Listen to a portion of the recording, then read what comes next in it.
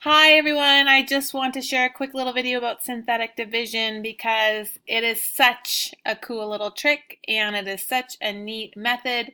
It takes the complicated process of long division with polynomials and it simplifies it just using simple multiplication and addition. So we're going to have a look at this problem right here. We're going to divide 3x cubed minus 2x squared plus 3x minus 4, and we're going to divide it by x minus 3. And here's the trick. When you're given x minus 3 as the divisor, what you want to do is you want to set x minus 3 to 0 and solve, because you want to find the value to use in the synthetic division problem. And it's not the negative 3. You're going to solve for 0, and if you solve for 0, x is 3, and that's the value that you're going to be using in your synthetic division problem.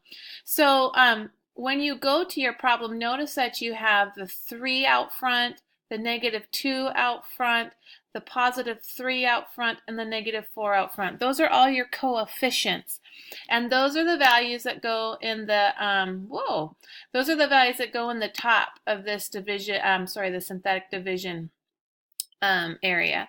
And then the positive 3, x equals 3, that's the guy that goes on the outside of your synthetic division. Okay? So the first thing that we're going to do is we're going to carry down the first leading coefficient, which is the 3, the positive 3. It goes down below. Then we're going to carry out a process where we multiply, and then we combine. We multiply, combine, multiply, combine. Okay, so here we go. We drop down to the 3, and then we're going to multiply. 3 times 3 is 9. We're going to combine positive 2, negative 2 and positive 9, and that gives us a 7 down there. Now we're going to go back and we're going to deal with the 3 and the 7. 3 times 7 is 21.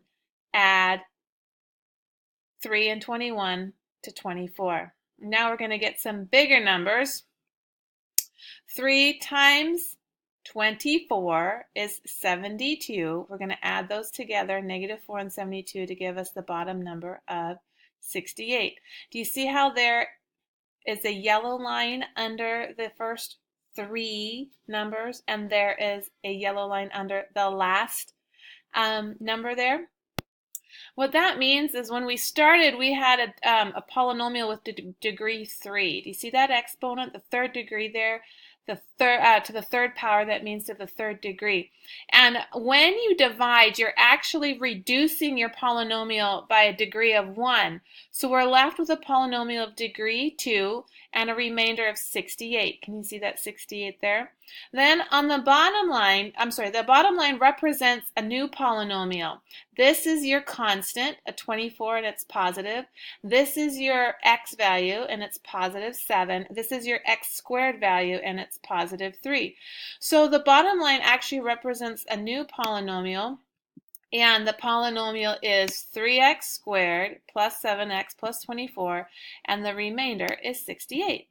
So just a quick reminder, when you complete your synthetic division, your final answer will have, the last number will always be the remainder.